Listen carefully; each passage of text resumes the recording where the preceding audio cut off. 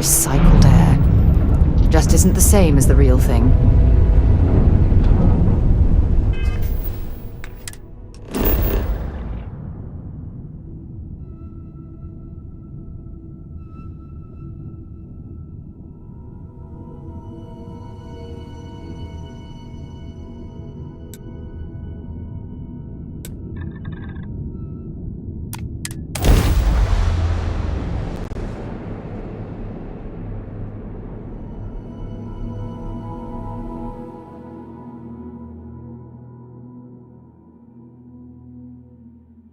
Landing site locked. Take us in. There's something I'd like to discuss.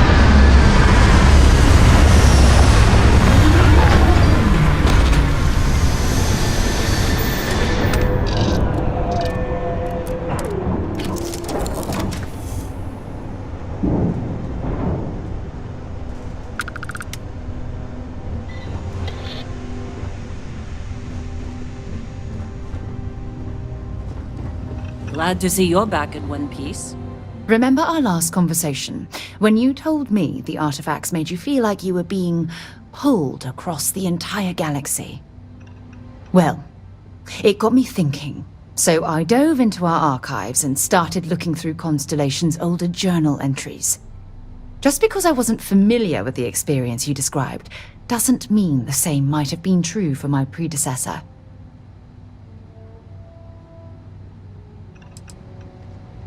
Unfortunately, no. Other than you and Barrett, there were no records of direct encounters with the artifacts. I have to admit, though, I did get more than a bit sidetracked reminiscing about old times.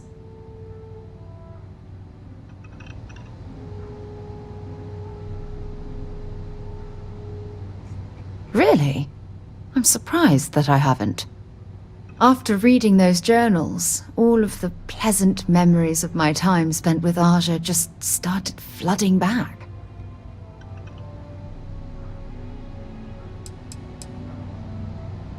Aja Mamasa. She was the youngest member of Constellation when it was founded. Only took her 15 years to reach chair.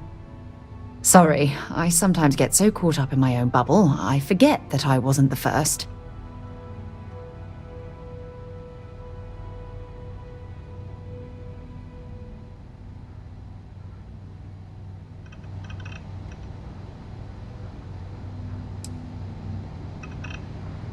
She absolutely was. Aja was the one that taught me the ropes at Constellation and took me under her wing as her protege.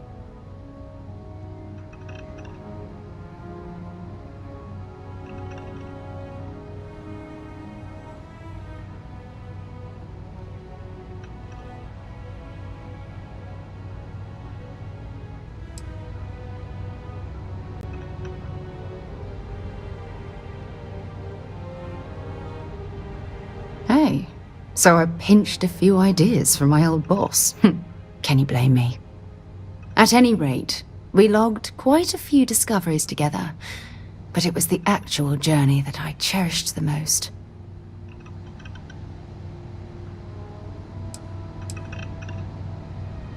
We catalogued unusual stellar phenomena, a few habitable worlds, and some unique life forms, but nothing SSNN would bother to report.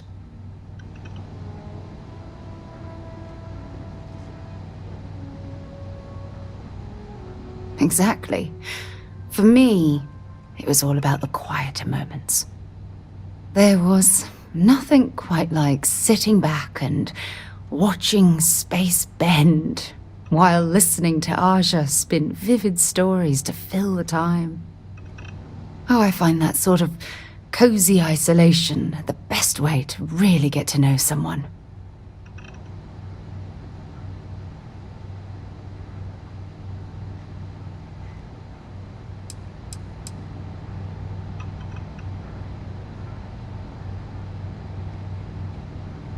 Yeah, you know, being alone in interstellar space, nothing but light years of black around you. Some people find that terrifying. I find it comfortable. It helps me bond with my shipmates.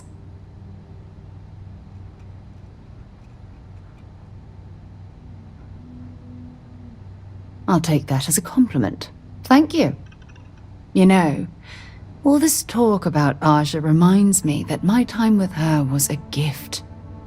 I miss her dearly.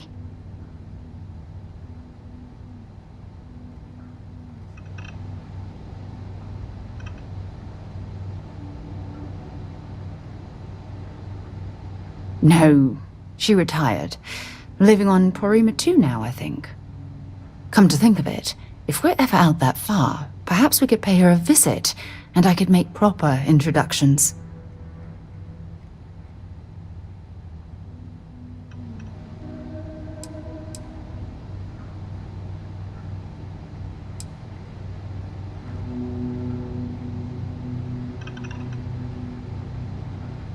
Oh, don't worry. There's no bad blood between us. The worst that might happen is you get stuck listening to two old friends catching up on old times.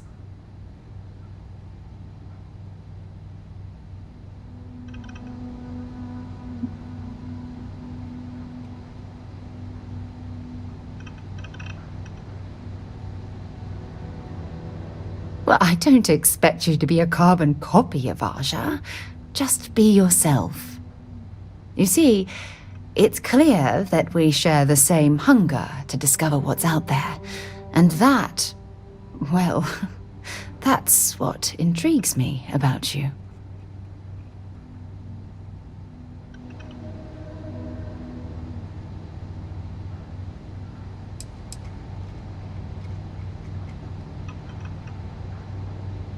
I don't know if I deserve to be that close to anyone right now. If you knew about the things that I've done, the way my life's unfolded, I think your opinion of me might change. Please, give me some time. I have to go.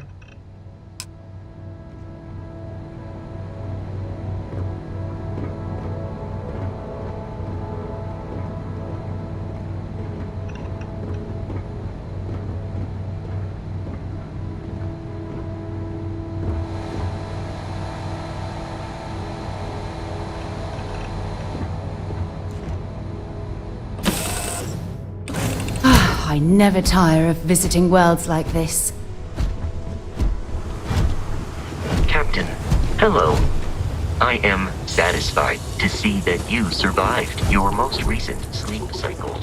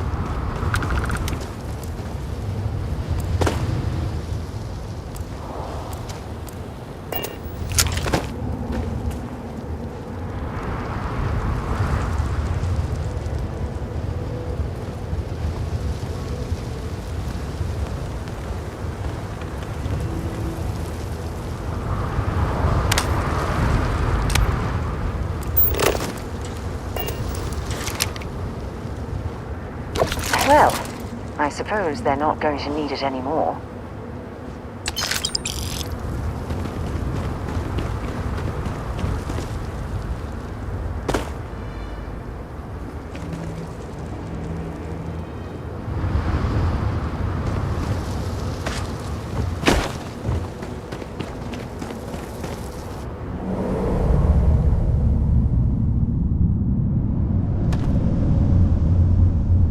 Something you need? Have something for me?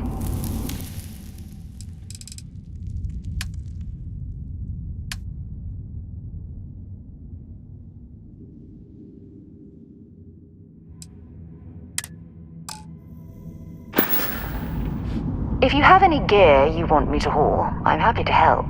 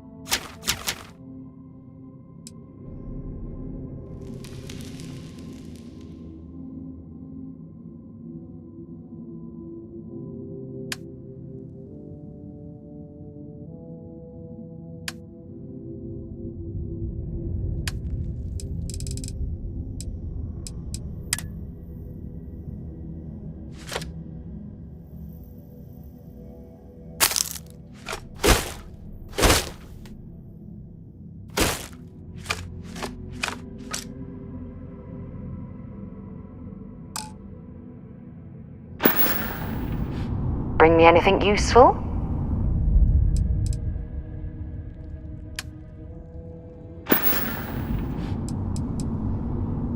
Sure, go ahead.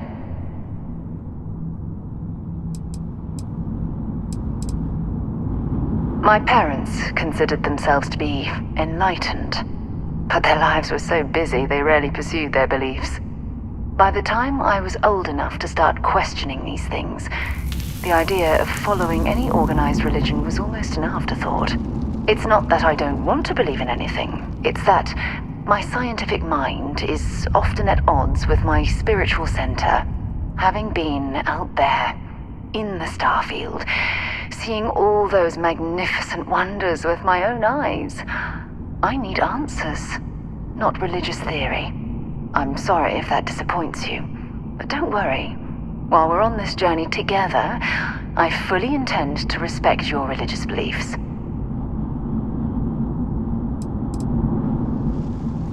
So long.